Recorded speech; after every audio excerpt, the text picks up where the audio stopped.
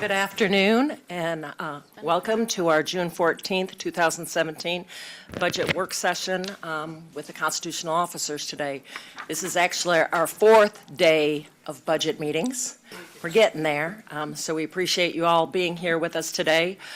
Before we begin with our constitutional officers, County Attorney Mickey Palmer wants to introduce our newest member of the county attorney staff briefly, so welcome. Thank you, Madam Chair. This will take us just a couple of moments. I want to introduce to the Board of County Commissioners the newest lawyer, Assistant County Attorney in our office, Alex Nicodemi. Alex is a 2013 graduate of the University of Central Florida. She attended on a Bright Future Scholarship, I do believe. I'm not having to look at your resume, by the way, while I say any of this stuff. And she is a 2016 graduate of the Stetson University College of Law. And Alex decided that she was going to hold out on accepting her first job offer because she wanted to work in local government. She was not interested in the private sector. She wanted to work for local government. And so we were the lucky ones to land her. Alex has been with us for about 2 months, and this is the first real opportunity that I've had to bring her and introduce her to the board. So please welcome Alex Nicodemi. Okay, welcome, Alex. All right. Thank you. We Thank you, Madam Chair. Look forward to working with you. You'll be seeing more of her. I expect most of you have already met her, at least informally. And We should ask her. Thank you for having me. All right, thank you. right. Okay, we're going to go ahead. Words, She's still on the same opinion. Attorney, a few words. How rare. I'm not looking at you. All right. And now I'm retreating to the back of the room, by the way. Thank you. All right, we're going to start out with our constitutional officers. I did have a request from the public defender to go first, so I said, okay, as long as you're short and sweet, we'll let you go first. So if you'd like to come to the podium, please. Is it in our book, Madam Chair? Yes, I believe all of our constitutional officers are in somewhere in this tab. I'm glad you asked that, Charles, because I was told not to bring. Yep, it's back. It's back, the second from the back tab in your book. Okay. Everyone should have had one because they were put down here, so. You guys find it, second to the back. Thank you. Actually, third from last. Did you find it, Charles? I think I have it. This public Is this back. Oh, it's not. Okay. Well, it's not second from the back. Okay. Get it second from the back? Okay. Get a little organized here. No problem.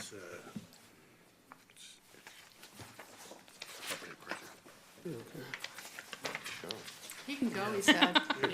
Go ahead. That was nice. Thank you for He your meant presentation. leave. Oh. We really wanted to have the opportunity to hear from you. Anything you want to tell us today is fine, but we're here to talk budget, but if there's any other information you want to bring forward, feel free to do so. You should never let a lawyer have the I know. floor and open it up to that degree. No, I really have nothing to add. We presented our budget, and so as to make it brief and to the point, and for my not making any errors, I brought my budget director so that I don't make a fool of myself in the process. Hi, my name is Mary Ann Conlon. Apparently, our budget is straightforward. We had a little additions with construction and video conferencing and maintenance to provide that, and that's all that's different from last year. All right. Any questions for the public defender and their budget? I do, Madam Chair. Commissioner Smith, please. Oh, you did push the button. You Good pushed the job, button. Commissioner Smith. Okay. Thank you. Mr. Public Defender, I had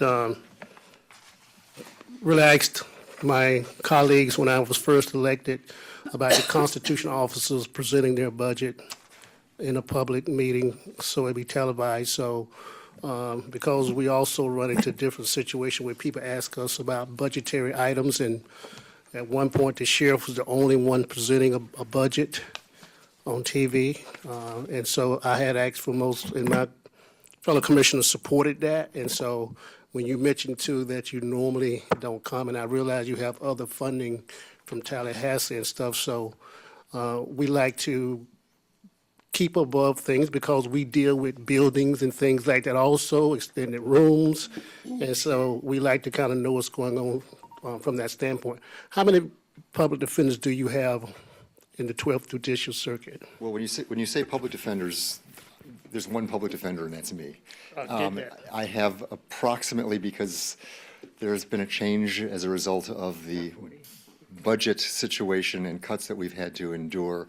I've had to let some attorneys go in order to make budget, but we have approximately 42 attorneys that work both Sarasota, Manatee, and DeSoto counties. The bulk of the attorneys are pretty evenly split between Sarasota and Manatee, and I have 2 attorneys in DeSoto County and 1 attorney in South County, Sarasota, in the Venice courthouse. Okay, the document that you have submitted to us, you're not asking anything from us, you're not asking for additional space. I like to get stuff on the records. If you want me to, No, I can no, always I- amend it, but there's, no, and you'll see that the real changes that we're requesting, we're trying to be more efficient by doing more video conferencing, which reduces the costs of travel, lodging, et cetera. So when we can, we're trying to utilize the latest technology. I'm a bit of a Luddite myself, so I kind of prefer to go in person, but we're using that more and more. And that's why we're finding that as the state wants to give us less, we sometimes look to the county to replace. There's money that has to be spent. It's a matter of what resource we are going to be utilizing. But other than that, the county has been more than generous in providing us with our facility needs and our technology needs. So you have 42 assistant public defenders and for 3 counties. And so you have a workload normally with your assistant public defenders. Is your workload is pretty straightforward, or, because we deal with overcrowding to the jail sometimes, but not right now, and caseloads and everything from that standpoint? I would say at this point, the caseloads are some of the lowest that we've had.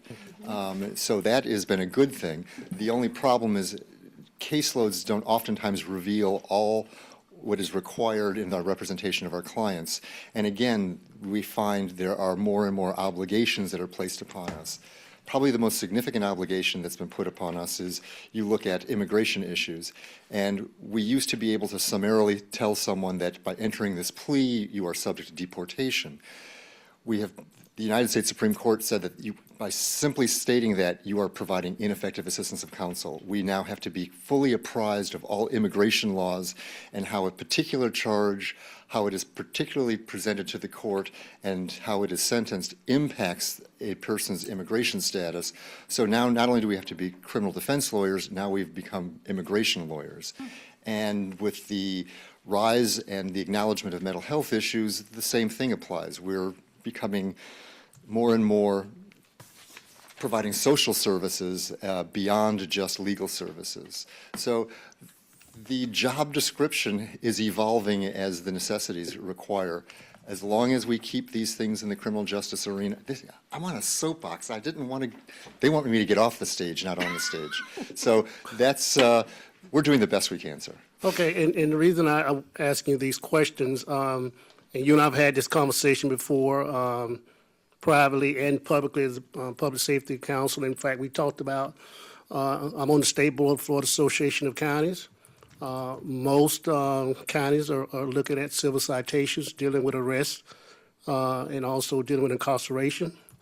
Those things there, do you have an opinion of civil citations? On the whole, I'm wholeheartedly support them. And I think that anything that can divert from both a criminal record, seeing how even a misdemeanor offense, even with a withhold, even when there's a decline on it, can negatively impact. I have a friend who just finished her PhD dissertation, got a job with Florida State University, but because in college she had an arrest, that is precluding her from being able to work at the Florida State University. So I don't think people fully appreciate even these, as we call them, minor offenses, become a permanent millstone as far as future employment, educational opportunities, housing opportunities, all of these things. And these are all of the things that are really necessary for us to explore and explain to our clients. I know we have pretrial release here in Manatee County, and I believe we pay about $72 a day for someone to be in the jail. And I'm asking this question because this is specifically dealing with the budget. And so I want to be clear about that. I'm asking the elected public offender these questions because when you look at the jail population, which is fine now, and he is an individual that represents people who actually get charged with crimes that can't afford to hire a private attorney. I believe in getting ahead of the game before waiting for everything to collapse. And so I wanted him to discuss that issue in this forum because if we ever have an issue dealing with, he's working with 42 attorneys, which I commend you for 3 counties with 42 attorneys. And you've lost some attorneys, you got a tight budget, you're making things work. So that is why I wanted the elected officials to come and explain that so people watching TV can see exactly what they're doing. And I understand this is a budget meeting, but you are the elected public officials, and there's money before me. And so that's why I asked those questions. But I thank you very much for sharing that with us and running your office pretty efficient. Thank you, Madam Chair. Thank you. And before you leave, I kind of jumped the gun, not giving our administrator and Jan to do any introductory remarks. Is there anything we need to add at this time? No, I think you're doing just fine. This was what it was set up for, and they are all well-versed in. Okay. And I did want to, because we had that budget book, the constitutional budget book. I didn't bring it because I was told that we had it in here, but it's actually a little bit different layout as I see, so I just asked her to bring mine down. I do want to draw your attention to this handout that does have the list kind of in the format we've been utilizing, what's been requested, what's been recommended for funding. We're only in a workshop format. We're not making any final decisions today, but we're trying to figure out our overall budget. We've been looking countywide, constitutional-wide as to, how much money we're going to have to fund and where we're at. So I just want to draw your attention to this. The public defender has 3 items that have been requested and recommended for funding. Charles, just so you saw that, there was the painting, carpeting, construction, the audio-video conferencing solution, maintenance for Polycom. So good news, you've asked, and right now the recommendation is for funding, but we have to put our budget together. We have a lot of things that have been requested that are not recommended for funding that we're going to have to, reconcile that list. So now you're on the good list, but stay tuned. Well, I'll be sure next year to add to that list then. Yeah, that's what I wanted you to, Oh, don't. Wrong message. Somehow we gave the wrong that's message. why we wanted you to come. Have a So. big loss in Thank 20. you. Don't do Thank you that. for being here. All right, we're going to go ahead and go now to the supervisor of elections. Larry lied, short and sweet, he says. Yeah. Good luck. Actually, I'll talk about my budget, but I'd really talk to Commissioner Smith. I got to tell you, teen court, I've been on the board of teen court down in Sarasota for a long time. And I'd love to visit with you on that whole process. It saves a lot of money and saves a lot of kids. And I would like to see civil citation work, but in a way that there is no civil citation. Because what happens is people think that the civil citation, the kid's name never gets in the court records. Absolutely false. It's in the court records, okay? And they can go back and chase it. And I'd like to talk to you about it. I've worked on that for a long time, and you said you wanted to talk to me about That's some what I issues. wanted to talk to you about, Senator. I did a little research on you, and you've been an advocate. I've been a huge advocate Advocate because for I got to many say, years. had it not been for that type of intervention, I doubt if I'd be standing here today. So, I know. Well, after you steal a beer truck, they have a. But it was a hell of a party. You guys would have enjoyed it. I love you.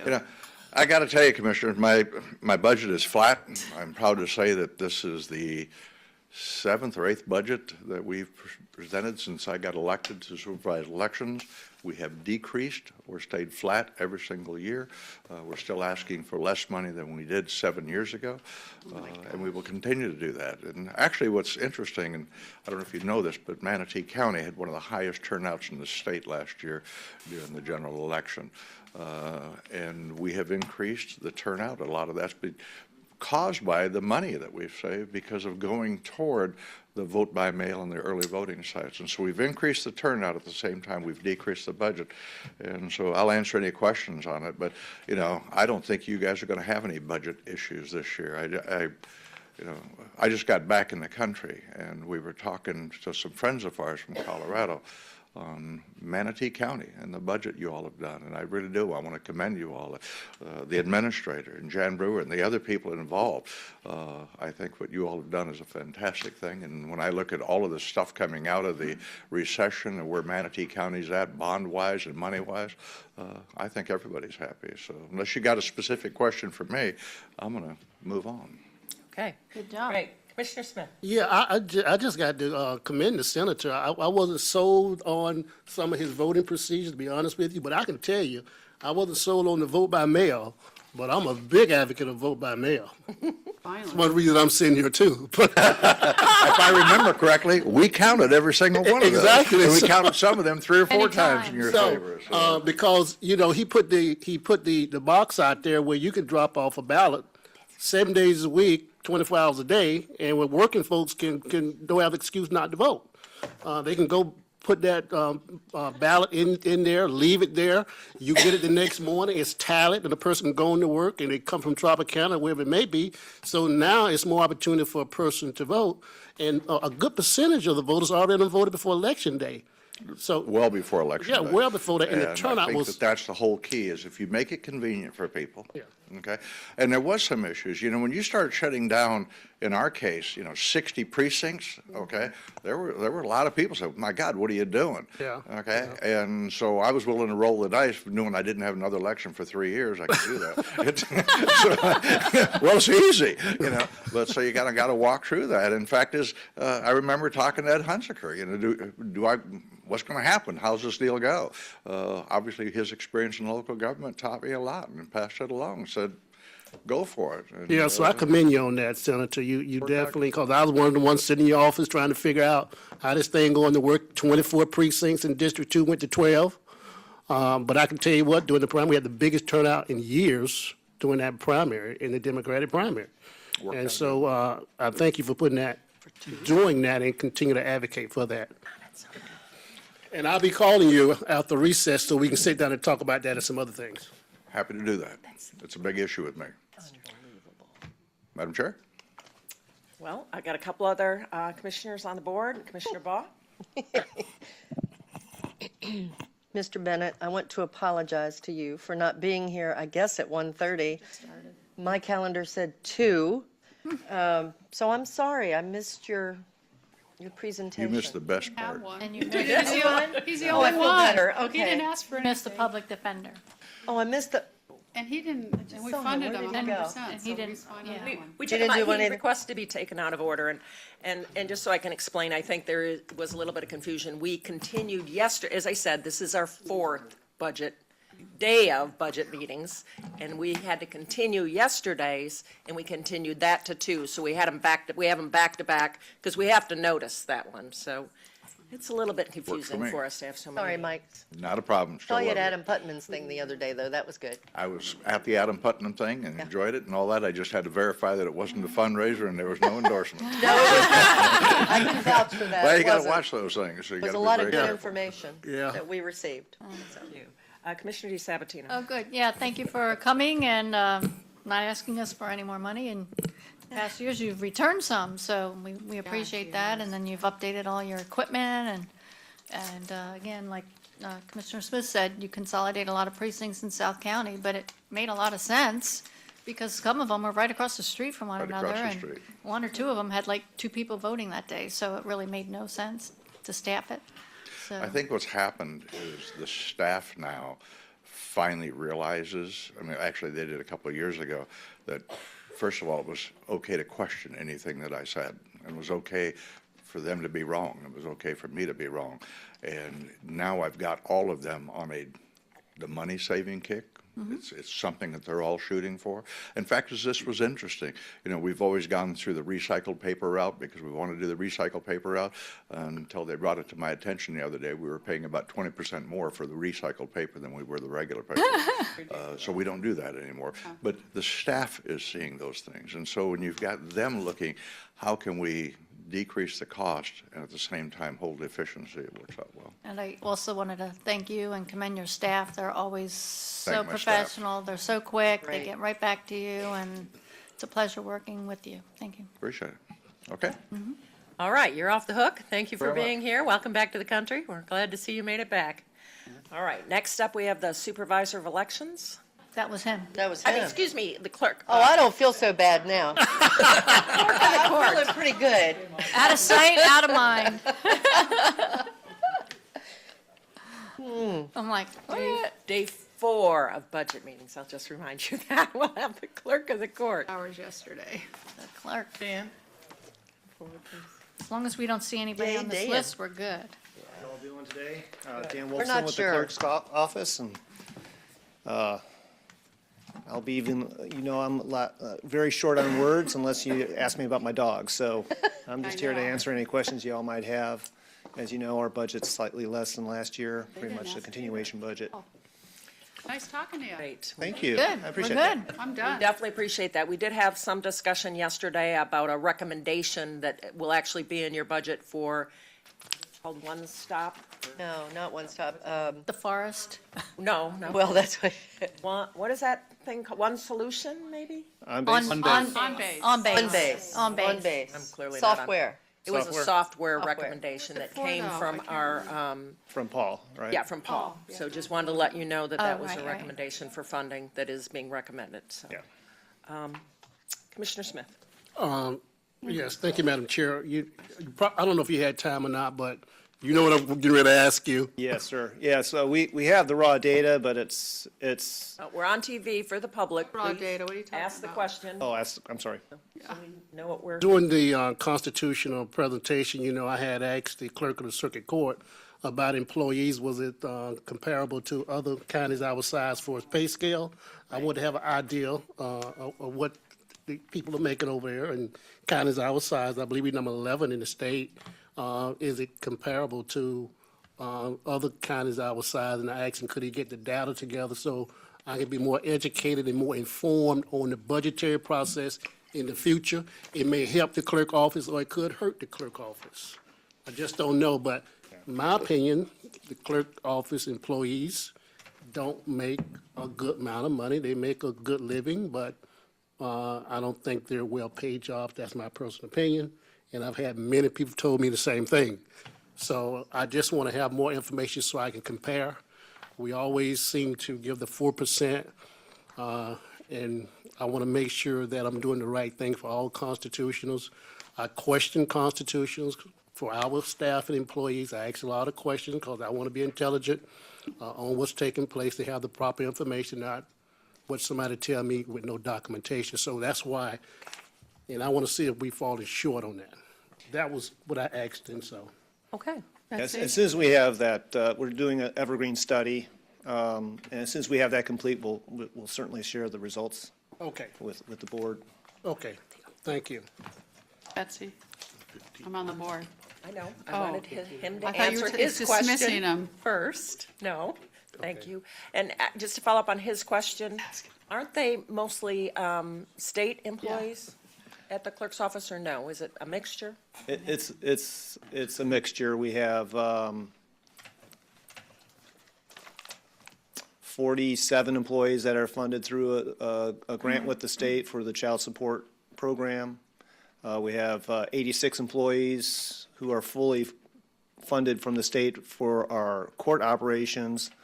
And then the remainder of our employees are funded either through the Board of County Commissioners or from our fees. Like our recording staff are funded through the recording fees, board records, internal audit, finance are funded from the Board of County Commissioners. Because we did have a discussion about salaries and the fact that the state employees have not had a raise until this past year, and so they're still pretty far behind probably compared to other states, perhaps. Yes, and, you know, like last year, we were under some constraints through our state budget.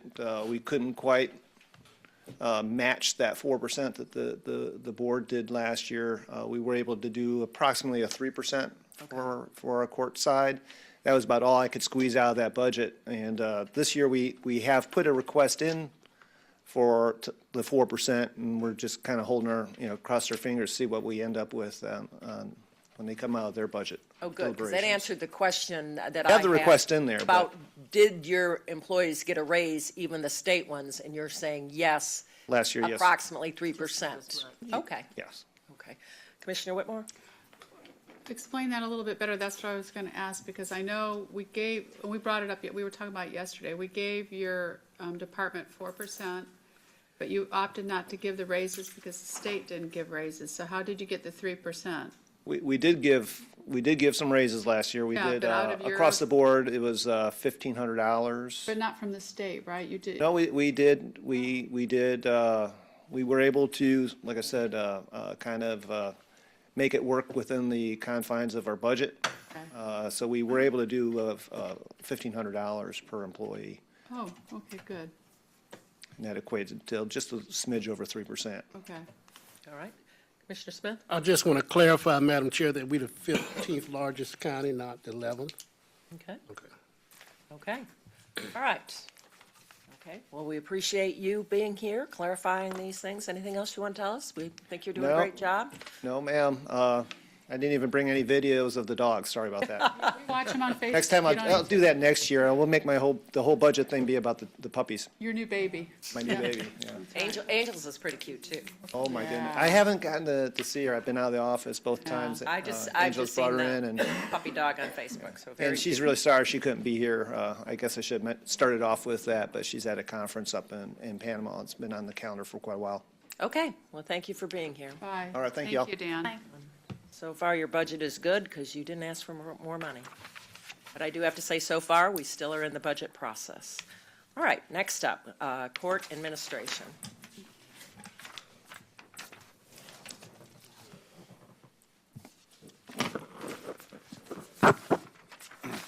Good morning, Dean? afternoon.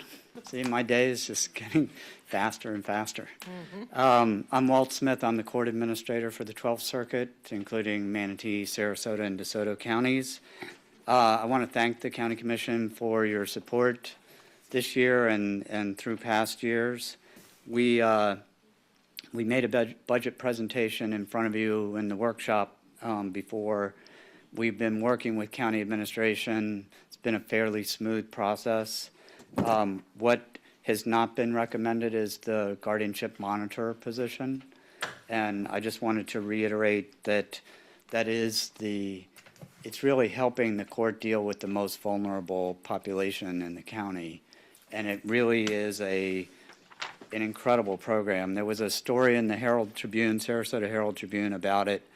And it mentioned this woman who was getting a divorce, and she got talked into, because she needed help with her finances, doing a guardianship, and then she got stuck in the whole guardianship process. And without this program, I don't know that she would have gotten out of it. So it gets people sometimes, and again, you take away every single right that they have, the right to vote, the right to manage their own lives, the right to manage their finances and make their other decisions. So I did want to put in a plug for that, and maybe as you are looking at your budget, if you'll think that's, roughly a 50,000 or so ask. But I want to bring that up. And then we've been working with the staff about funding drug court fully, and it looks like it's okay. It may still use the grant monies, which is obviously your choice, but just to remind you that using those grant monies takes those grant monies away from other uses. So I just wanted to make sure you guys were aware of that. But other than that, we don't really have anything. Okay, Thank great. you. Thank you for being here. Commissioner Smith? Thank you, Madam Chair. I would like to flag the guardianship monitor. I had a sidebar with the county administrator. My right-hand woman is not here, Sherry Collier, as I serve as chairman of the Public Safety Coordinating Council. My brief conversation with the county administrator is dealing with the $208,000 grant. I've been working with the county attorney with some legal opinions, and so procedure, this is an issue, I believe it's $300-some thousand that is available that the Public Safety Coordinating Council normally takes a vote on. And since we got an issue of that, I basically asked the county administrator, could we just flag it for right now to make sure that we don't have to take a Public Safety Coordinating Council meeting? I've asked the county attorney to accompany me to our special meeting because we have the money there for vote purposes to disperse. And I just want to be safe than sorry that because there's another side debate, and I don't want to have that conversation here, who serves, who can vote, because we had a request for additional people to serve on the Public Safety Council, and I needed a legal opinion, which we do have now, how you get on, how you get off, who can vote for the funding, and there are some state issues too, but I don't want to quote the county attorney on those state issues that been yielded to us. So I just was like telling the county administrator that we need to talk before we absolutely say yes. We may can say yes, but I want to make sure it's not a vote that the board needs to take because of some legal issues. I second his flag. Okay, good. Flagging both I'm items? flagging both of them. Both of them. Okay, so we have a flag for both of them and a second. That's, just so you understand our process, because this is a little bit different now that we're in our workshop. This is how when we flag it, we need somebody to bring it up, say, I want to look at this before we finalize our budget, and then a second. So we need two people to flag it to say, we're going to research it more, see if we might have other opportunities to fund it. And as I heard Commissioner Smith say, that the grant money is still out there, and it might be more, if I heard you correctly, and I want to get clarification, might be more than enough to fund both potentially? Well, no. Is that what you're saying? I'm not saying that. Oh. I'm not saying that, and let me, Mr. Administrator, you remember we had a meeting and it was a debate about who can serve on the Public Safety Council. Yes. And some members wanted to get appointed, some chiefs of police wanted to get appointed. And Mr. Palmer had a legal opinion, which the parties to be has that legal opinion. Right. And I've asked Mr. Palmer to come to our next special meeting before we disperse any money and make any commitments to give that legal opinion and clarify some things so we will be on one accord. Yes, and just to clarify too, the money could only be used to fund drug court, not the guardianship monitor, Okay. because it doesn't Yeah, that's fall into correct. the granting categories. That's correct. All right, thank you for clarifying that. And just for the clerk, basically all we're saying is the request that he's made, that the I board. just gave it to her. Item. I understood the first item, but I didn't understand what the second item Oh, was. okay. I'm sorry. She got it. She doesn't have a 'Cause copy it's of not, this. it's not an action, we're not taking, No, we can't take action. I understand that. It was just I didn't know what the two items were. Okay. And Madam Chair, I don't want to get my board upset and mad with me because we asked for a legal opinion, and I promised until we get that legal opinion, and the state attorney is sitting right there too, until we meet as a body, was not going to do anything. And I got two judges sitting on that committee too, so I don't want to go to jail. I doubt it. Good idea, You won't go. We don't want you to go to jail. Oh, you will? You arrange see for a cigarettes? release on recognizance, probably though.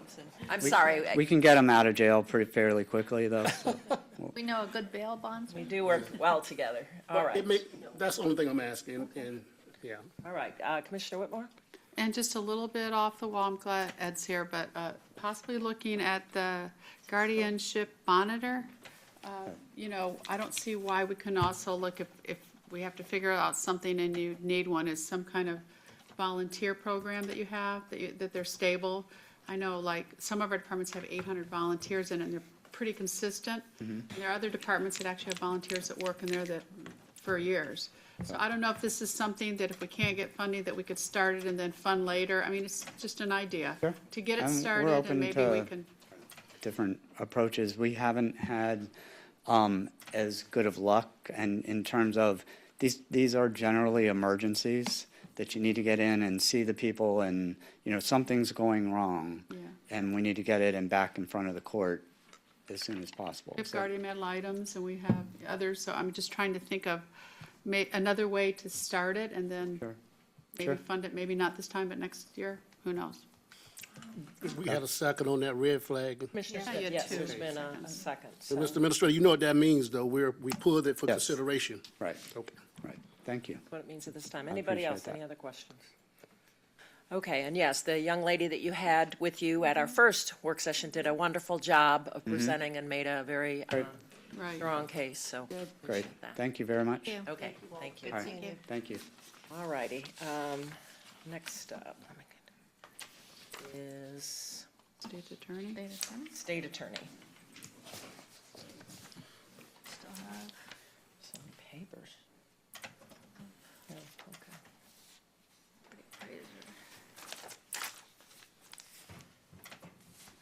Good afternoon. Afternoon. Well, thank you for having us. Ed Brodsky, State Attorney for the 12th Judicial Circuit.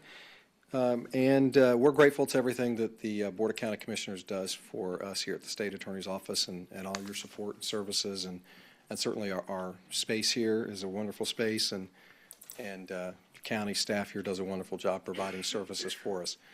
We do have two issues that have been, I guess, denied for funding. We were approved for some non-reoccurring funds. Two issues, though, that we are asking you to reconsider and to flag for your consideration has to do with the first issue, which was a number of years ago, your body has approved for our drug court coordinator, a half position.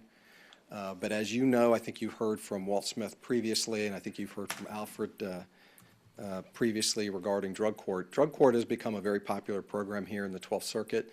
I think it's an invaluable service. I have strongly supported it ever since its inception here in Manatee County.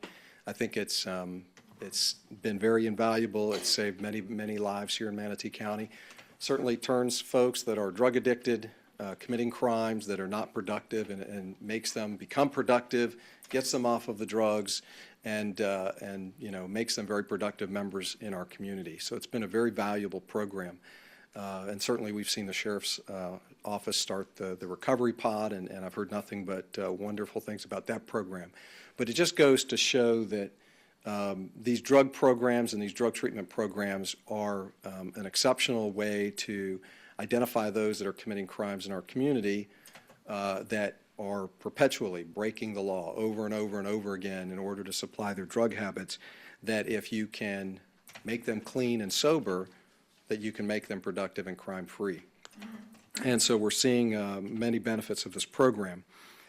But as a result, because of the success of the program, the court has been putting a lot of people into the program.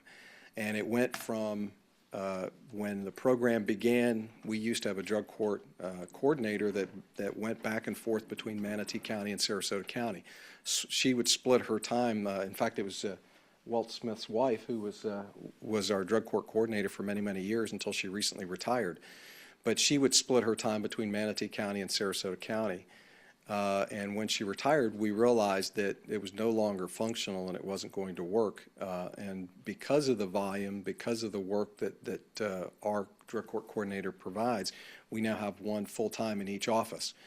And so she dedicates herself full-time every single day to providing those services, reviewing files, screening cases, and going to court to move those cases through the system. In addition to her as a drug court coordinator, we have an attorney assigned to assist our drug court coordinator in court. So that's something that we'd ask the county to flag and to support us in.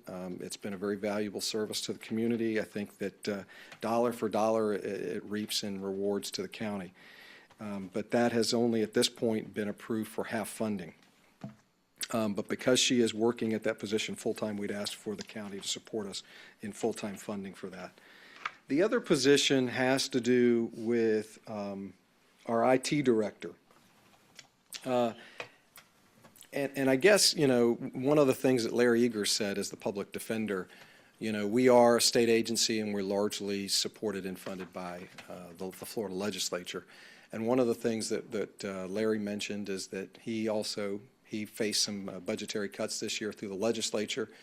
We were very similarly affected by the Florida legislature.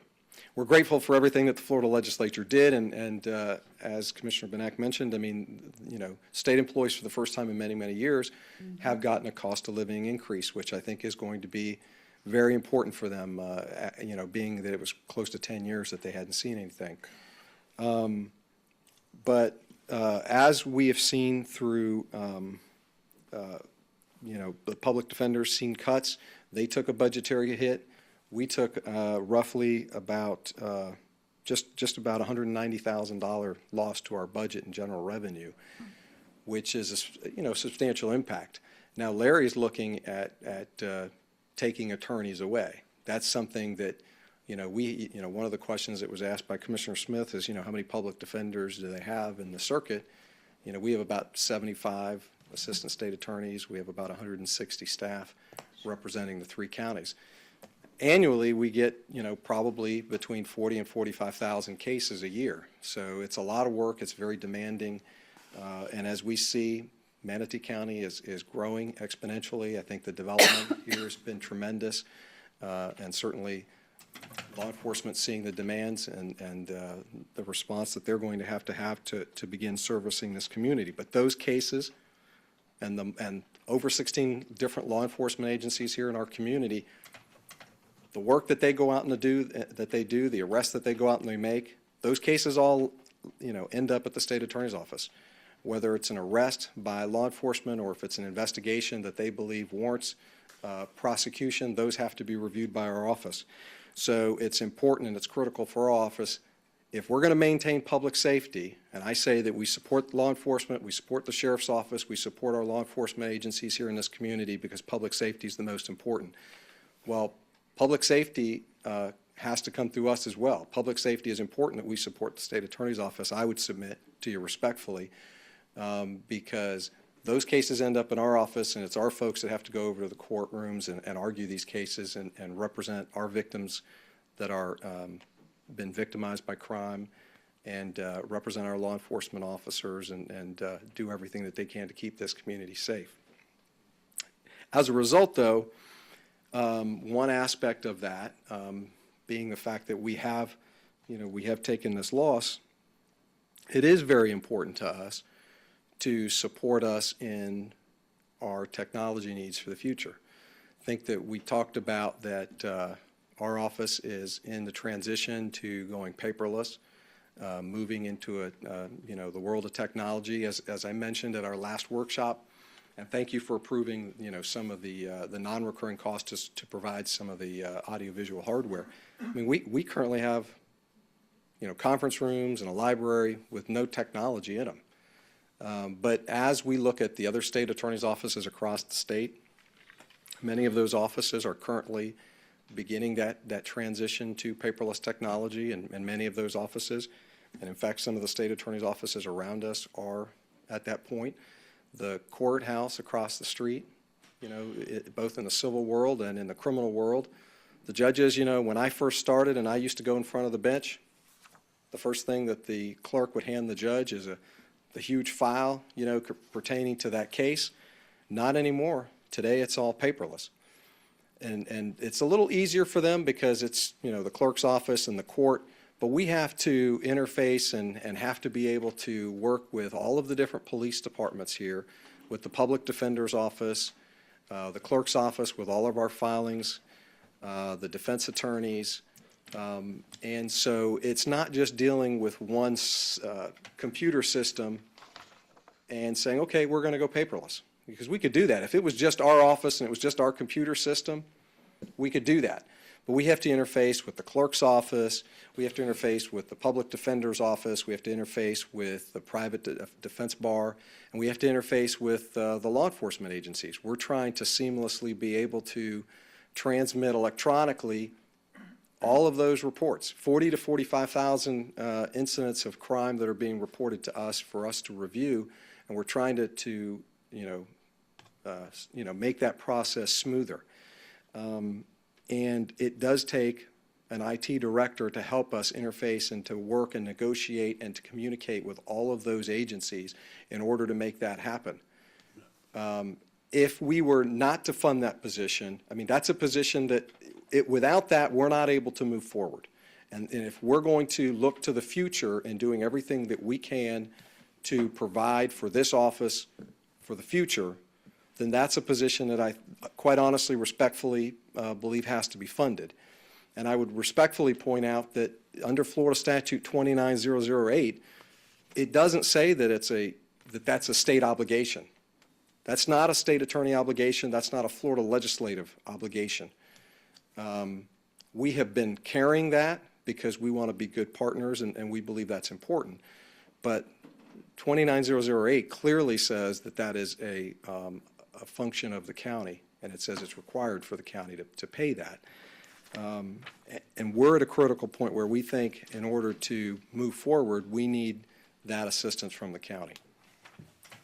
So I'll be happy to take any questions about that. Okay, Commissioner Smith. Yes, Madam Chair, I do have a couple of questions, but at the same time, I would like to flag IT Director Manatee share of 47.5%.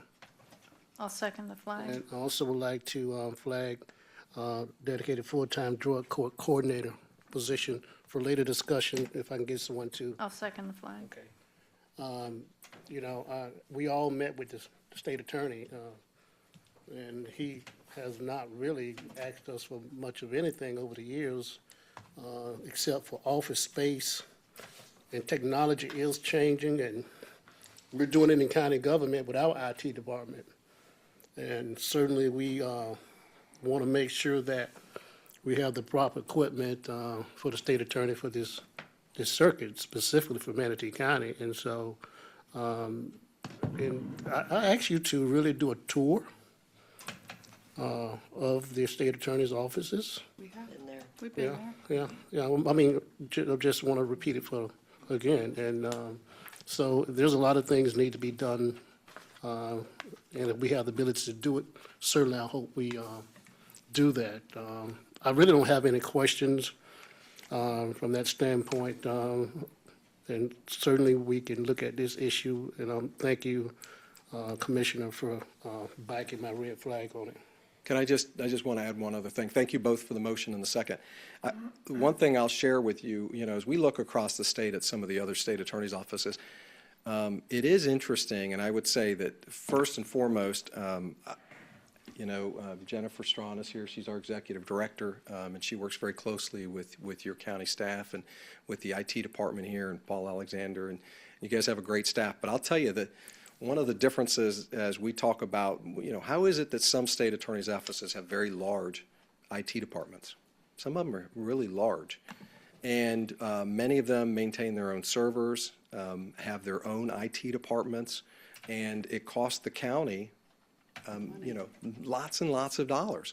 But something that I think, started way before me, obviously, was our partnership with the county. We want to work closely with the county. We want to do everything that we can to work together and save money together. And I'm happy to say that we're not in that position, and we're not asking for, 20 new positions and to maintain our own servers. I mean, so we're very grateful. So I want you to know, we're all very grateful for everything that you all do, and that we're very happy to have the relationship that we do.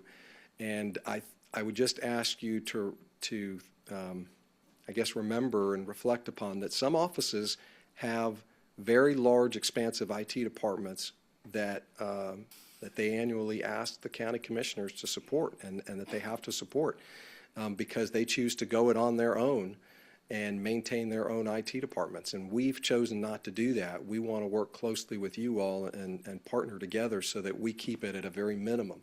And so when I look at what other offices are doing statewide, I think our request is very, very modest in light of what some of those other agencies are doing.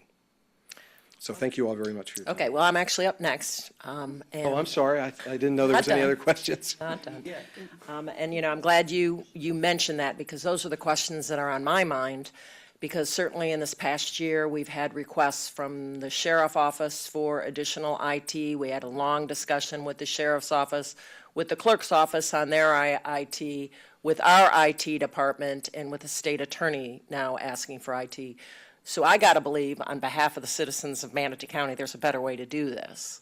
IT, especially when I hear you say that you interact so closely with those other agencies, there's got to be savings somewhere by, IT if we talk the same language. And I am going to ask the county attorney as to why it is a responsibility of local government to fund the IT department for the state attorney so the state attorney can do their job. And I'm not saying that you're wrong. I believe you. You're an attorney. You're telling me the fact. But I want to know a little bit more about it as to why that is local government. And I say this because we've just spent, as I said, 3 days looking at all of the needs of local government and our constitutional officers. And the requests that we've had far exceed the ability that we're going to have to fund them. So we've got to do this very carefully. We have to look at everything and decide how we can make the best decisions with the funding that we have available. And if we aren't working together, as you said, then we're missing some opportunities. And I would agree with you wholeheartedly, and that's something that I think has been a frustration for me, is that we have all of these agencies within Manatee County, and we have networks that are not communicating with one another. And that's problematic, and we've talked a lot about that recently. It's a little bit hard for us non-techie folks when we get all the IT directors and they start talking about forests and stuff like that. And walls. And walls, and we're trying to figure it all out. But we have to have The cloud. the communication and That's what I think we're trying to do, and that's why we really do need these positions to help us to try to get these systems to talk together so that we can become much more efficient for the future. So I agree with you, ma'am. look forward to that. And the other thing, and this is, we said we've had themes in the past, but another theme, and I can't help but hear after, the public defender talking about the cuts from the state budget, and now you talking about the cuts from the state budget.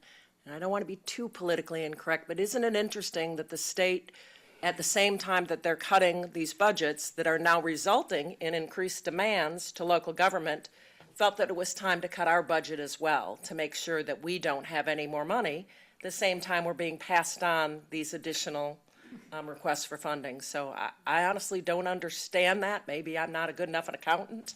Maybe I need some of those folks to explain how that works. But when they're cutting our ability to, to be able to gather revenues to pay our bills, and yet passing on more bills to us, I really don't get the math there. Somebody's going to have to explain it to me. But that's not your problem, but we appreciate you sharing that with us. Thank you so much. Thank you, Commissioners. You asked for the attorney, didn't you? No, I asked the attorney to tell, he doesn't have to do it right on the spot. Okay. Okay. Go for Sure. it. You got an answer for me? Come on up. Kept you awake. Ed was giving me a funny look as if to say, Mickey, what do you know that I don't? Well, there's nothing But wrong no, with he's absolutely correct. At the risk of being potentially cheeky, this government is required to fund his technology needs because the statute says so. Okay. Good answer.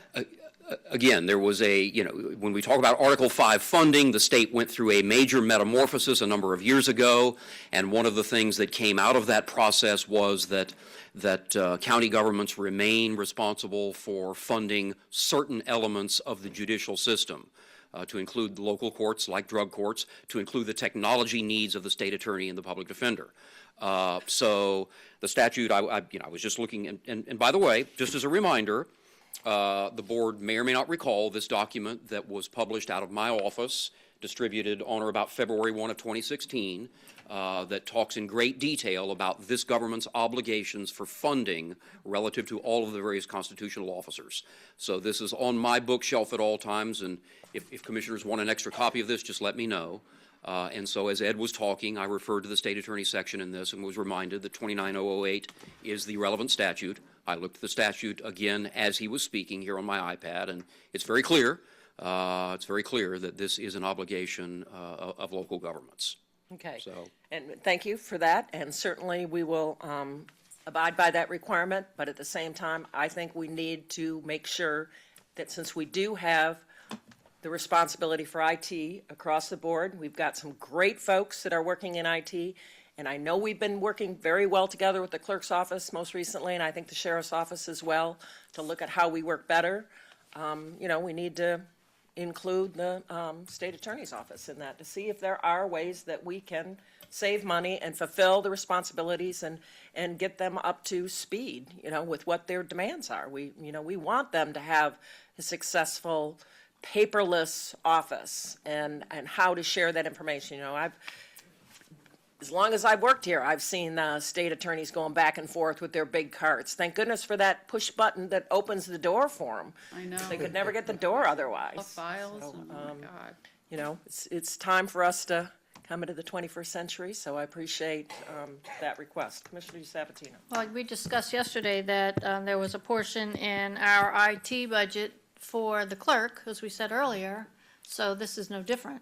So you're just shifting it from ours to him, and he's going to shift it right back, so same thing. So can we have a discussion perhaps about this from our IT director at some point? I know we've got a lot going on, but I would like to hear about, if he's looked at that and opportunities for where we are with the coordination and improvement. We can have Paul prepare a presentation to the board. Thank you. Okay. Madam Chair, Commissioner if I Smith. may, and this is why presentations are good, so we can get ahead of the game. You know what I'm saying? So I was supportive of what the state attorney was asking for anyway, but I wasn't aware of the statute.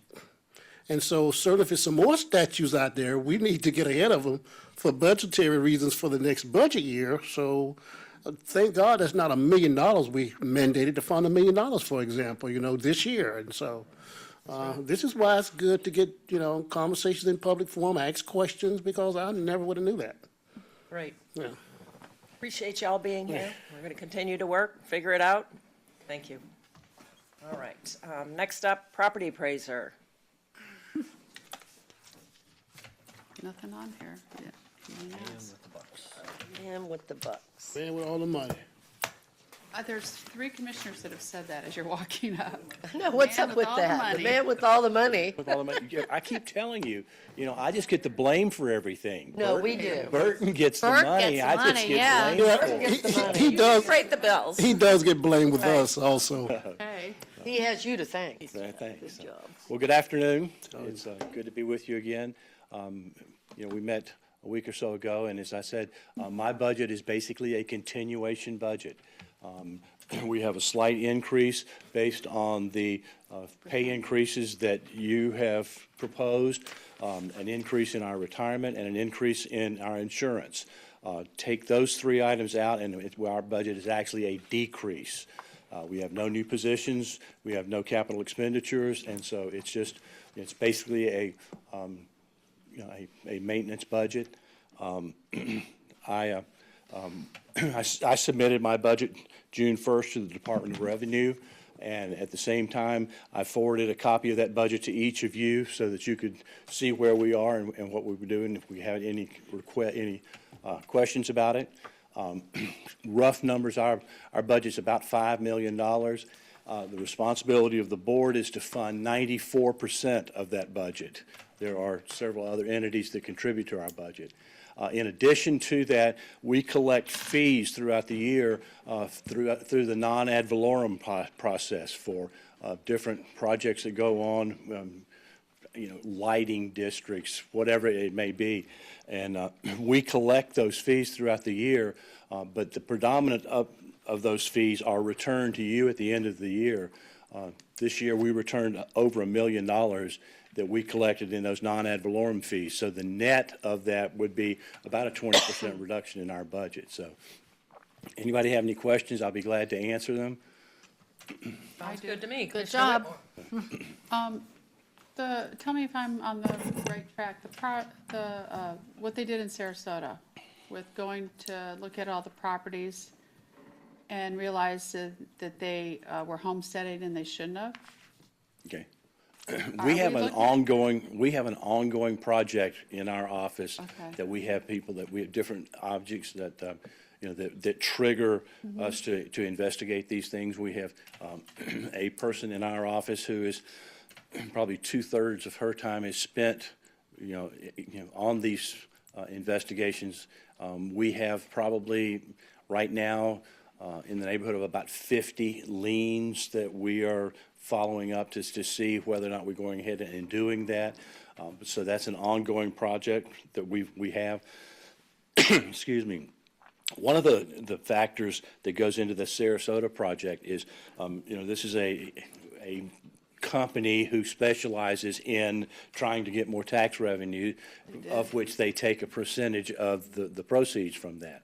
And what they do is they put different databases together and try to come up with a trigger that would show that there's an inconsistency where a property's got a homestead exemption that shouldn't have.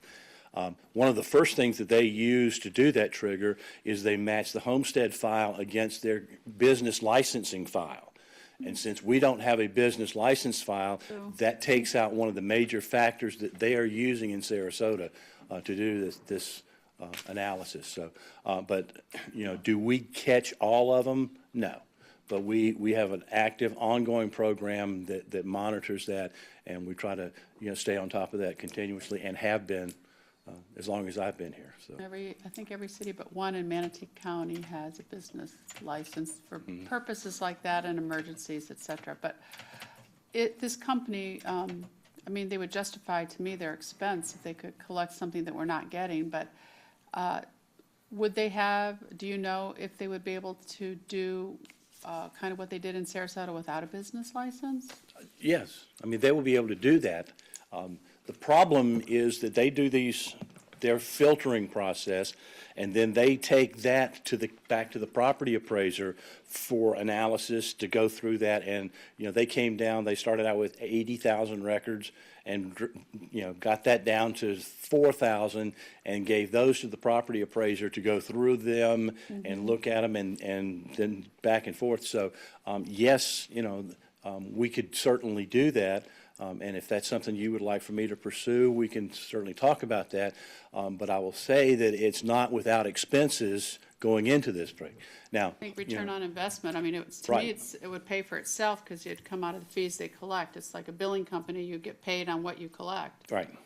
So, but that, Charlie, would that be something out of your department or administration or at the county?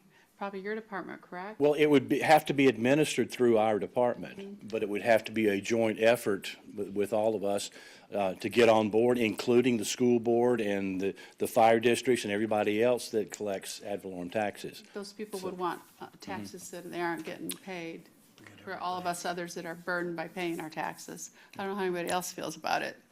Thoughts, board members? Is it something you want the administrator to look at as a possibility? Absolutely. I was going to refer to Commissioner Barton, but Commissioner Whitmore has asked a question that I'm fully in supportive of it, because I did see an investigative news report dealing with dual registrations.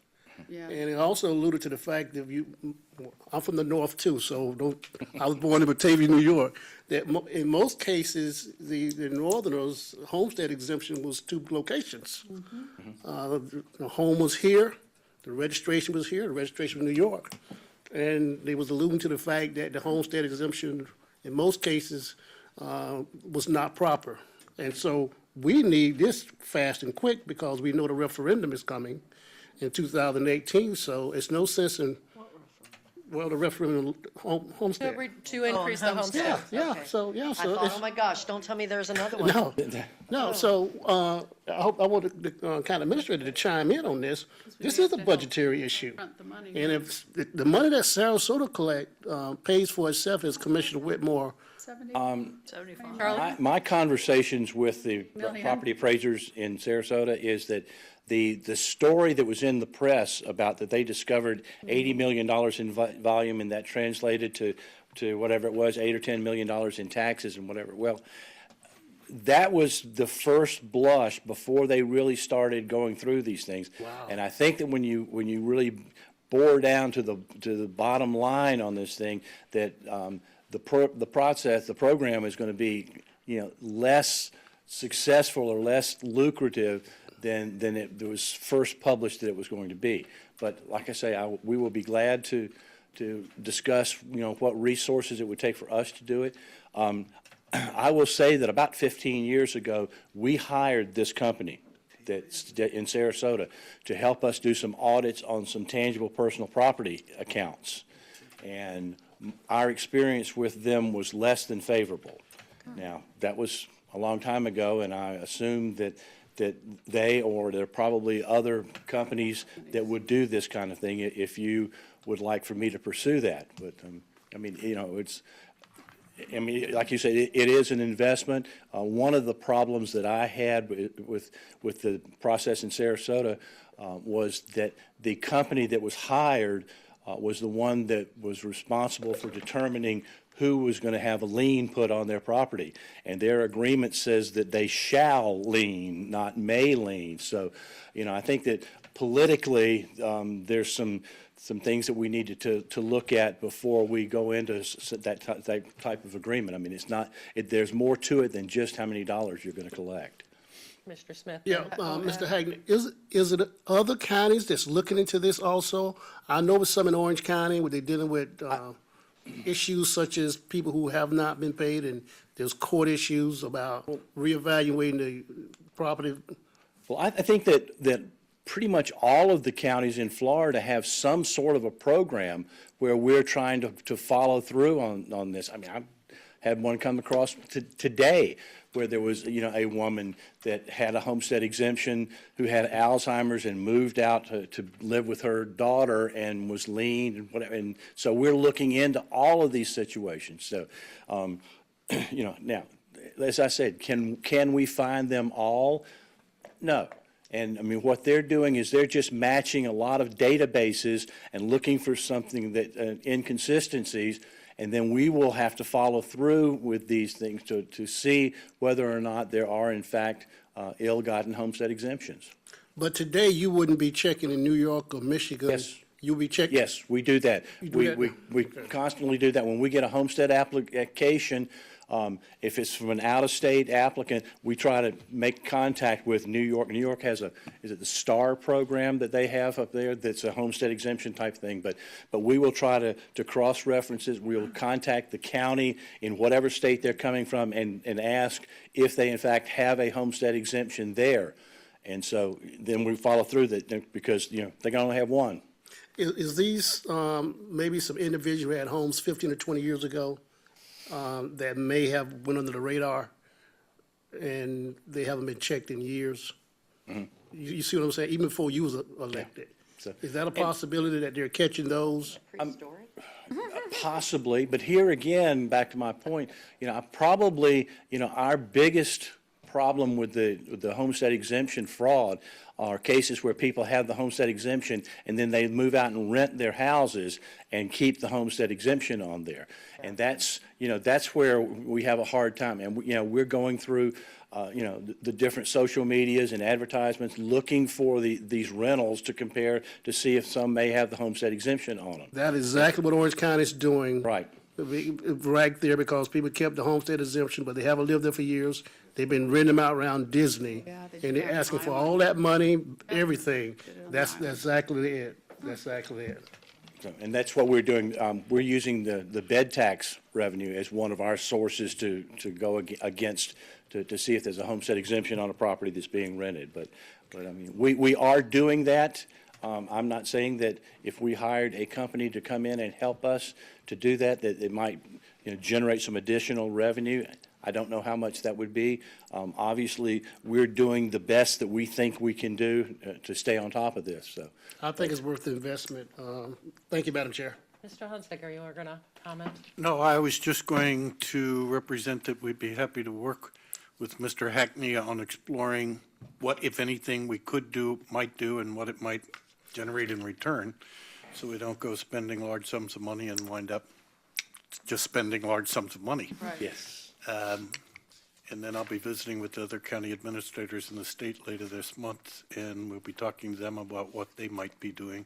And then later on this year, we can come back and talk to you about perhaps opportunities. All right. Thank you. Okay, well, thank you. Thank Anything you for else? keeping your budget flat, and thank you for the work you do. Thank you. Appreciate you being here today. All right. Next up, we have the tax collector. He's not here. Not here. I have a- As you're aware, just for the people that might be watching this, tax collector receives a percentage of what he collects, and his budget is approved by the Department of Revenue.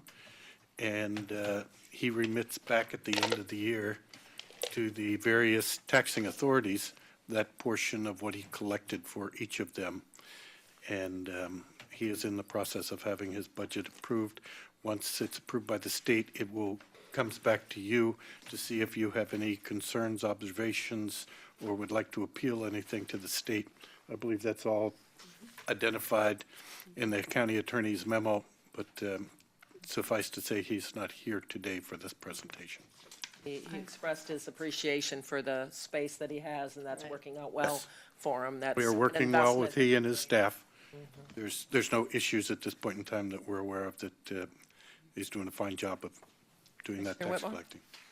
Well, I met with Elliot this morning, and again, Sarasota on the Airbnb.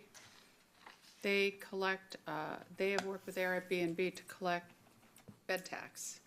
And our tax collector doesn't want to do it. Airbnb pays, they want to pay one lump sum at the end of the year or whatever. Airbnb, the tax collector wants them to pay monthly. And so he has opted not to do it. And I don't know, Ed, if there's any other way, if our tax collector doesn't want to collect those taxes, which they are short-term rentals, hotel rooms, houses are being rented overnight or for 2 days.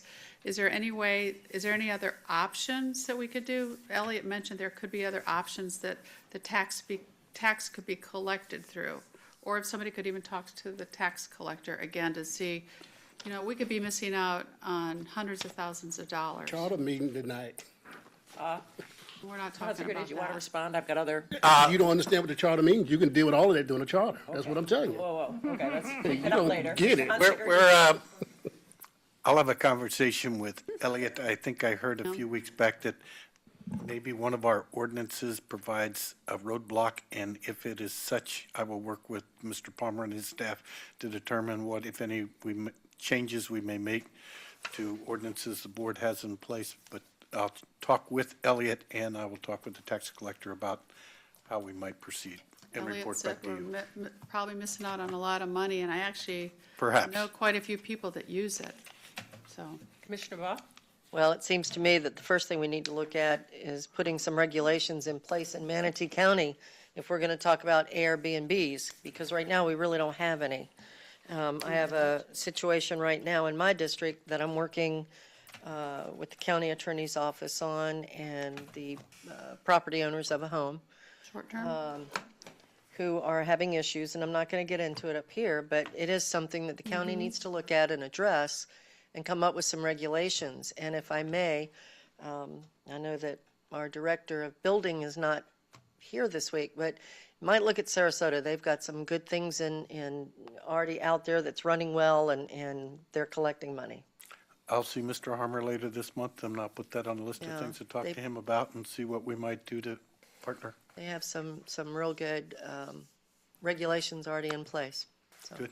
Well, and I'm glad to hear that you asked the county attorney, because I know this is tough legal stuff. Short-term rentals, They're all short. are very, than we've 6 been months. through the regulations at the state. The state has precluded any new regulations. I think we might have a tough time. But I'm certainly in favor of looking at collecting the revenue and how Sarasota's doing that. I'm very much in favor of that. So I think I'm hearing a consensus that we look into and have the county administrator follow up on that. Mickey, do you want, And, I'm sorry, County Madam Chair. attorney, if you want to add in Yeah. here. Can we get the consensus here? It has nothing to do with gnomes, right? No, Okay. No, it's short-term rentals. Short-term rental is the yeah. situation. Welcome to my world. It's an issue that cuts across a number of governmental entities. Right. And it cuts across a lot of different laws and statutes. It's going to require a holistic team approach. I am very interested in finding out more detail about what Sarasota County is doing. But you've got everything from the initial licensing of this short-term rental, we operate, as I understand it, under, you got to get a special permit, as I understand it, to operate a B&B in this county. It's come to my attention in recent days that our permitting process is extremely cumbersome. Yes. Extremely cumbersome, such that all of these folks that are interested, all these folks that are in fact operating short-term rentals out of their homes are not applying for these special permits. And they are not applying because of our cumbersome process. And therefore, so there's an initial problem at the permitting stage through our Building and Development Services Department, and then, of course, you've got the tax collector that must be ultimately involved in terms of collecting the bed tax. You've got to have a regulatory scheme in place that fosters the ability to remit these taxes and for the tax collector to collect them. And so it cuts across a number of entities and agencies, and it's something that this government's going to have to tackle. Okay, and I appreciate, I think I'm hearing consensus, we want to look at that as a board, but I will caution you and caution us to not call them bed and breakfasts, because when you rent out your home to a single family, that does not, in my opinion, which I know doesn't matter much because I'm not staff, but that's not a bed and breakfast. I am using words that are probably not particularly artful, because I'm not terribly educated in this subject area either. Probably So I may like very this. well be using a phrase that doesn't fit in this circumstance, but what we're talking about is homes that are being rented out on a short-term rental basis for which bed tax ought to be collected, and it's not being collected. Probably let the county attorney handle this at this point and investigate for this board. before- So we I stay. just don't want to get people excited about Well. when we use terms, they do get excited. Commissioner Whitmore.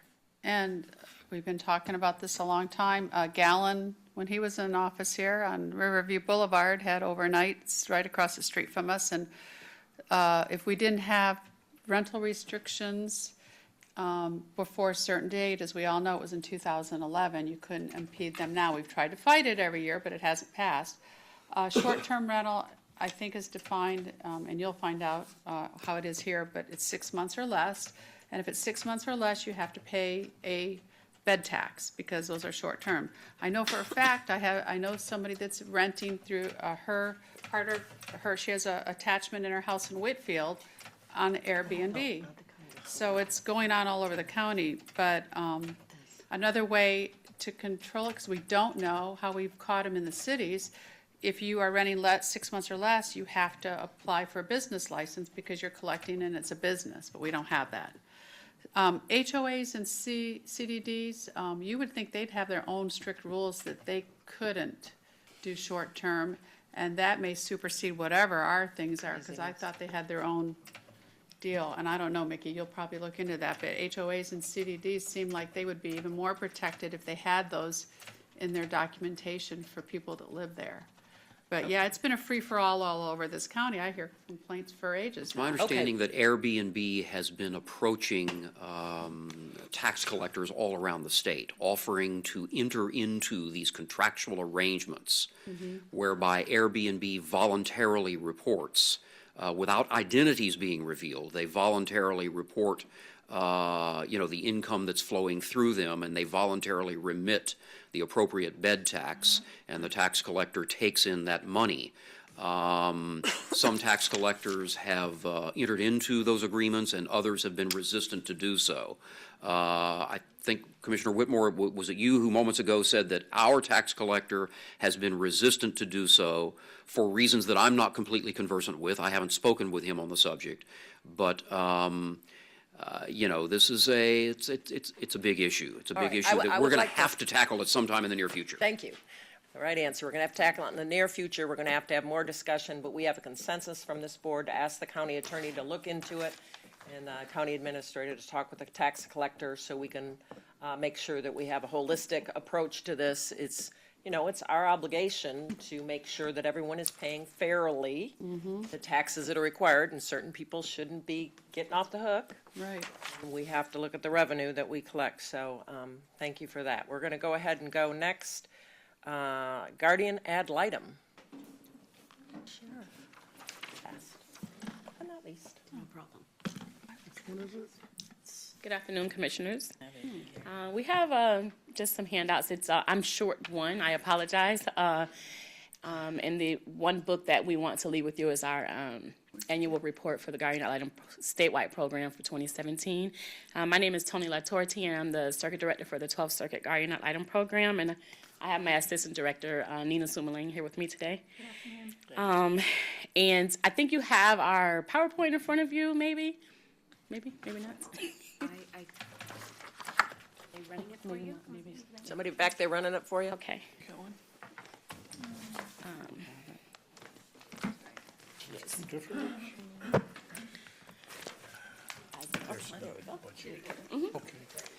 So as you're aware, we are a court-appointed program, and we are appointed to represent abused, abandoned, and neglected children in the dependency system.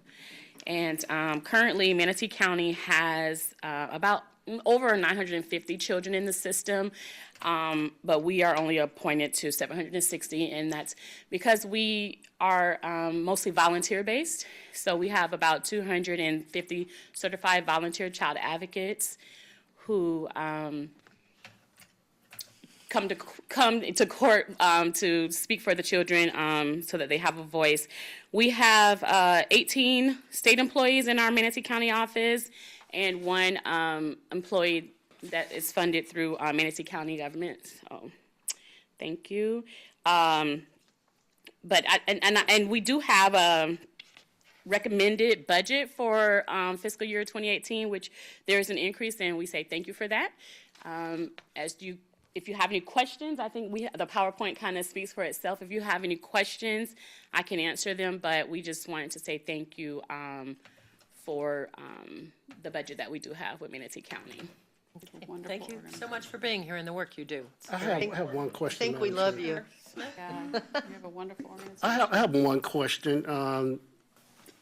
Do you see any reflection of the opioid epidemic affecting what you do? Yes, Okay. definitely. And so a lot of parents are in the process losing kids and can't take care of them, ODing, and, okay. That definitely drives the number of children that have been removed in Manatee County, and I think you all probably follow that news. We work closely with Department of Children and Families, the Manatee County Sheriff's Office, who do the removals for the Child Protection Investigators Unit, and also our local case management organization, Save Children Coalition. So we are all feeling the epidemic that has, well, I don't even know if it's an epidemic anymore. It's here, and it doesn't seem to be going anywhere. We haven't kind of solved that issue yet, but we definitely don't have enough staff to be on 950 children, so that we do rely heavily on our volunteers. And so we are always recruiting volunteers. If anybody wants to volunteer or knows someone who wants to volunteer, please have them contact us. Our website is 12gal.org, so you can get information on there or send people there. But yes, we definitely, the opioid epidemic pushes those numbers up, and along with the other ones, domestic violence, sexual abuse, physical abuse. So. And the reason I asked that question, I know this past Saturday, I had two people that I knew, maybe 2 to 4 hours between each other, OD'd and died. Yes. 2 females died. And someone knocked on my door this morning, and he told me about his son had OD'd. He didn't die. The sheriff got there in time to assist him. So it's widespread, and I think what we need to understand that these are individuals, most of them, some of them have never used anything and just get addicted all of a sudden because of an injury. Correct. They got good jobs. I see some people that I know have to be involved with it that are professional people. so, or surgery or anything, so you have to be very mindful and careful, so you can't really say it won't happen to you. I guess that's what I'm trying to do. You never know. That's correct. You never know. But could you set an appointment with my office? They probably won't give it to you till August. You got what you want and what you got for your organization, but I want to get more information on that. Maybe I can get you to a couple of meetings and Oh, in absolutely. front of some people to kind of advocate and talk about what you do. Okay, great. I'd be Okay. happy to do that. Thank you. Thank you. She'd love for you to help her volunteer. Yes. Absolutely, I know a so, lot of mothers that would want to volunteer. be great, They've Charles. lost their children, you know. Very sad. I know my sister did this for many years, so Yeah, it's just terrible. something greatly in need. Thank you so much, ladies, for what you do and for being here today. All right, last but not least, That's for our that. county sheriff. I want to, Well, I didn't even see the sheriff over there. do you want to introduce this item, Mr. Hunsaker? Yeah, I didn't No, see we- you over there. The sheriff and I have been in discussion about capital items and operating dollars, and we visited earlier today, and I think we've ironed everything out that as we move through the CIP tomorrow and we move through the process over the summer, I think everything will Great, work out. good. Glad to hear that. Okay, Right, Not that I Sheriff? stole the good sheriff's thunder, what I just said, but I, yeah, I know. I think you did. Embellish more. There's Go for really it. no thunder here. We have discussed a lot of the issues that, we're going through, all of us, and, and I appreciate everything that the county administrator has done and how he's worked with all of us. So when I look at the needs, I want you to realize that anytime you have the growth in the county, when you have the issues that come with growth, it affects every unit in the Manatee County Sheriff's Office.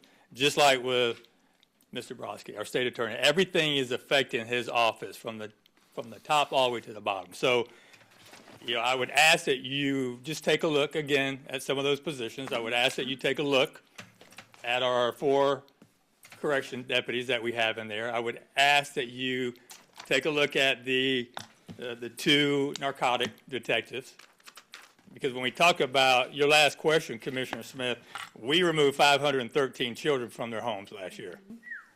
Yep, children's. There's a lot going on that we don't have to get into. All of you are well aware of that.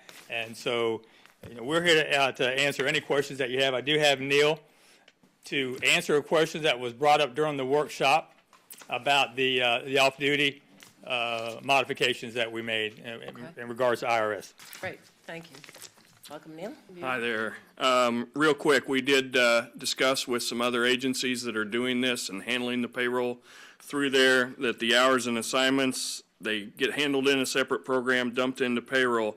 They're considered non-FLSA, Fair Labor Standards Act, so they're not subject to overtime. And they're also considered separate and independent employers, even though they were paying, so those details. So there is no FRS impact. So what I presented earlier was the details generate the $920,000. The $70,000 of FICA tax employer share is what we're picking up. We've included that as an admin fee, and that whole $990,000 we are including in our miscellaneous revenues that will come back to the county. So there is no impact net to the county at all. So I hope that clarifies that question. Good, I know there was some questions about that.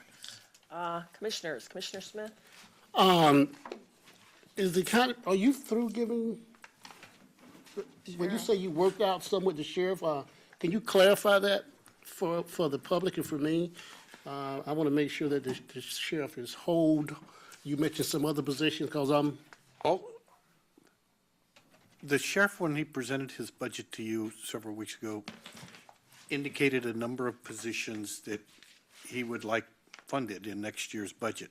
We were able to accommodate the one line item that talked about 10 deputies. Okay, all righty. And there were 4, 5, 6 other positions that Yes, sir. we just at that point in time, looking across the board, couldn't recommend that we had the funding for those. What I talked to him about today is if the board was inclined, you could flag those other positions such that when we received the word from the property appraiser about the July 1 number. If it comes in higher than we have estimated in the budget, you might have the opportunity to revisit some of the decisions that you, well, the items you flagged already yesterday, and you may flag more today, as well as the sheriff's needs, as well as the other constitutionals that have come before you today. And then you can reconcile all that on your August 1st date. Madam flag Chair, it. I'd like to flag those Second. positions. All right, we got 3 people flagging, so that's good enough. 5, 6, 7, That's our flagging. 7, yeah. I think you got it. It's a group event. Okay, Commissioner Ball. Well, I feel like I'm really discombobulated because I think I have the wrong book with me. I don't. Me too, that's what I'm looking for. I don't see all the things that have been funded versus those that are unfunded. So I was going to ask, and I'm sure that Ed has it and I'll be getting it, but It's from the old book, you should. We have I'm just curious, the 2 detectives you mentioned, then there was, is that the cold case that, No, ma'am, those would be the narcotic detectives. okay, all right. And then, tell me again, Mr. County Administrator, if you could help me here on the P25. I know that we talked about it earlier. When are we expecting that to kind of start operating? Do you have any idea yet on that, sir? I suspect the sheriff would know the answer to that better than I would. Let me see if I I, don't think so. He told us at the He told last us- meeting. Still got to put up towers. there's towers going up now. I would assume that is sometime in next fiscal year, hopefully that those Okay. will be operational. Yeah. We will get you that date and publish that, but as indicated, there are towers going up, and then there's testing, and then eventually. Yeah, in all due we'll get respect, around. that's been a date that has changed numerous times due Yeah, that's to what I issues here figured. and there, and I know they're working hard on it. Yeah. And so really, then, the only thing you need for the P25 is just the radio equipment, correct? I mean, not additional help That's for funded, employees yeah. on that? I'm kind of That's lost on correct, that. no, we're, just the equipment needed to function on that network. And I believe all of that equipment It's funded. can be accommodated without going to the tax funds. Oh, good. Without going to the what? Tax funds. Yes, you Oh, can the have your sales book tax back. Thank funds? you. No. We put it in there. It's in the general fund. All right, it's in the general fund, but I think it's already accounted for. Yes, it is Good. accounted for already. That's what I wanted to make sure. All right, I'm good, thank you. Okay, This is I'm up nice. next, and as you know, and we really appreciate you coming early and being extremely clear, working through these issues. I really appreciate that. Our pleasure. And, you know, it's tough when we have limited funds to be able to meet all of our needs, and that's been a theme that we've been talking about continuously. So I just have a question. If it stays at 10 officers, additional officers, will you decide whether or not some of those should go to the jail, or if they should be, you know, beat officers? I'm probably not using the right Yes, ma'am, term. we would have to sit down as a staff and try to make those decisions as needed. I mean, we have a huge need for deputies out east. That's a concern of mine, so, but we would sit down and try to make sure that we were getting the best out of our positions. Yes, ma'am. Okay, good. And we know that, you know, the Children Against Crime Investigative Aid is something that, you know, as we've heard repeatedly, again, that's something that we certainly need to work together and see how we can do that. So my understanding, and I want to get clarification from my board, that you've flagged the additional positions. Madam Chair, I flagged the additional positions, so we have more time to see where we at Right. from the property appraiser's office to see what the revenue would be coming in, and also give us more time to We could get more. think and look at the other red flag items. We may be able to do something, and I certainly, I hope we can. I know. As the sheriff stated, he'd have to make a decision, but certainly he's asking for 6. We don't know if we can do 3, 4, 5, but I would like to keep everything on the table. Well, and that was kind of my thought too. We know right now, as I've said, we don't have enough money to fund all the requests. We've heard from our staff, and we flagged a lot of those too. So we've got a lot of requests. So we're going to need, as we do get to hone this down, there might be some more prioritization that might be needed in order to figure out where we're going with this. One day before I retire, I want to come in here like Mike Bennett and tell you that my budget is flat. That's going to be my dream, one day. No, that was good. I got a feeling I will have already I retired. don't know about your profession. You got to have a goal. I Right, appreciate there that, you go. Sheriff, so much. Commissioner Whitmore. And I just want to tell you what a pleasure it is working with you. This is your first budget. Thank you. And we enjoy working with you when you're in Palmetto. I used to watch you in action there. And then when you were at the sheriff, sitting alongside the previous sheriff. And I just want you to know, we all know you've known you for many years. We're proud of you. We're proud. We're Neil, you had big shoes to fill. Your previous person was excellent, and you just slipped right in. And our colonel, I mean, I see you at all these community events, and it's just fantastic. And I just want to tell you that we really support you, and we got your back. We appreciate y'all too, and we enjoy working with all of you. Thank you so much. Okay, Yes, ma'am. thank you. All right, thank y'all. And Right. Thank you, Sheriff. Yeah. All right. Well, there's a reason. All right. Oh, Well, I good know, news, there's a guys. real reason. That completes our constitutional officers' budget work session. So we're going to go ahead and take a break here for about 10 minutes, if that's enough time to go up to the fourth floor and Right. continue where we left off yesterday. Restroom break, Catherine, we Do do we need to 15? take our books? Or? 15 minutes. Yes, you're supposed to take your Take books. 15 minutes. Please take your books with you. Don't leave anything here. Oh, public I'm comment. sorry. You are so Public right. comment. We're having a long Hey, week. Never mind. Sorry, let me pull back Catherine, up. keep us straight. We're having a long. Forgot public comment. We're having a long week. Sorry. And we got a I meeting was tonight. asleep till 1 o'clock last night. Okay. Did you get my rewind? Got public comment. Do we need to do public comment? I'm good again. Okay. Okay. All right, I forgot. We're going to open for public comment on the constitutional officers before we go to our decision unit. So, thank you for reminding me, Catherine. Well, thank you. Please just state your name for the record. Catherine Edwards. With respect to the budget for both the county and constitutional officers, it's always important for us to ask ourselves if the public is being served. For example, it's great when you get officers up here who say, well, you know, my budget's the same or it's actually going down. Everybody goes, well, wow, that's great. But if you look at it in terms of the public defender, I would have to say, whoa, hold on. I know for a fact that public defenders are already well overloaded from a case perspective.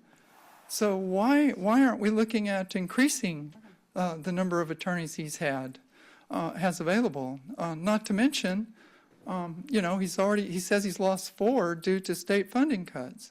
So should we be happy his budget's flat? Well, I'm not so sure, especially in light of the difference in quality of defense that the poor are getting with respect to the public defender because of their case overloads.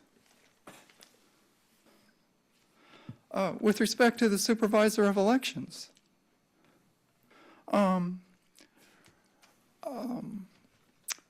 again, the budget's, I think he said his budget was flat.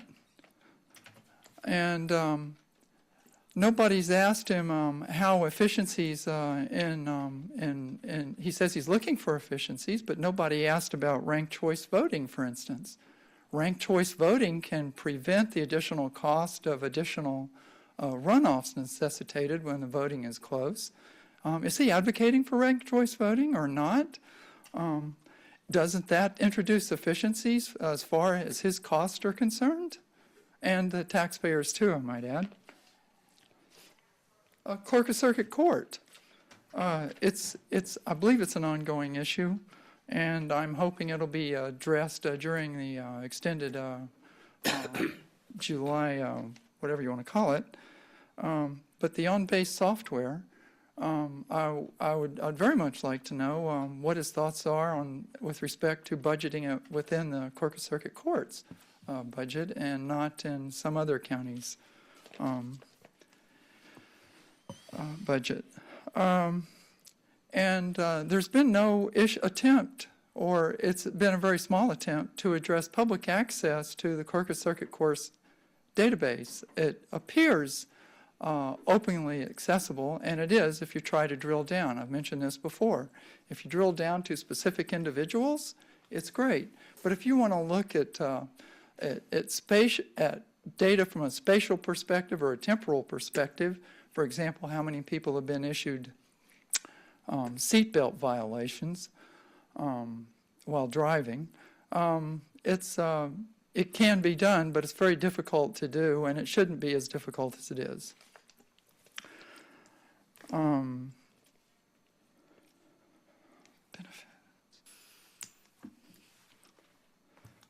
With respect to the court administrator, both issues, the Guardian and the drug funding, were flagged by commissioners, and justifiably so. The chief judge, when he made his presentation at a workshop, spent the bulk of his presentation on guardianship. It is important, and I do hope that that position gets funded.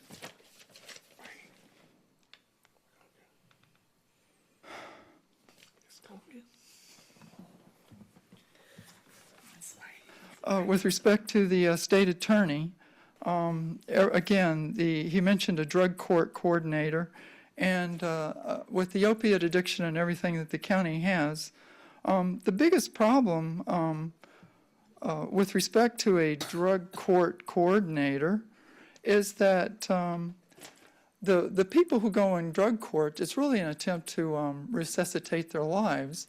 And when they have no ability to be able to purge their record, it's something that needs to be occurring on the county legislative agenda at the end of the year. And please let me continue. There were a numerous number of constitutional We officers already gave you that additional presented. time because the time was not set. We'll have an opportunity to speak under public comment when we complete our next round upstairs, but we need to I reconvene. understand. so Thank you very much. Thank you for being here. We're going to take a 15-minute recess, and we'll reconvene upstairs on the 4th floor to continue our budget work session on the county decision units. What were you saying, Mr. Hart? The rain. Oh, the rain is finna come. By the time we get ready to go, Let me ask you guys a question. I would bet we're not going to get out till like 5 o'clock. Do you want to order pizza to have it delivered to the Civic Center so You that may we're be at the Convention right. Center Yeah, for you may dinner? be right. have time You want it delivered here or there? I say there. here, But here, we don't want to eat in front of all those yeah. people. Wasn't there any? Okay. Or everybody's All right, coming. here. eat anywhere. Well, I can eat in my car. Yeah, we want to like, yeah. here's my thought. That's right. The big departments you need to hear from that are, I think, important to you at this point in time are Public Works and Human Resources. All the other budgets are relatively small. Jan's budget is just for budget people, there's the board's budget, there's nothing changed. County administrator's budget, all those, we can get some other day, but I think if you get those, you'll, Let's plan to go to Try 5. and finish by have 4. pizza at 5, and then we can make it to the Convention Center at 6.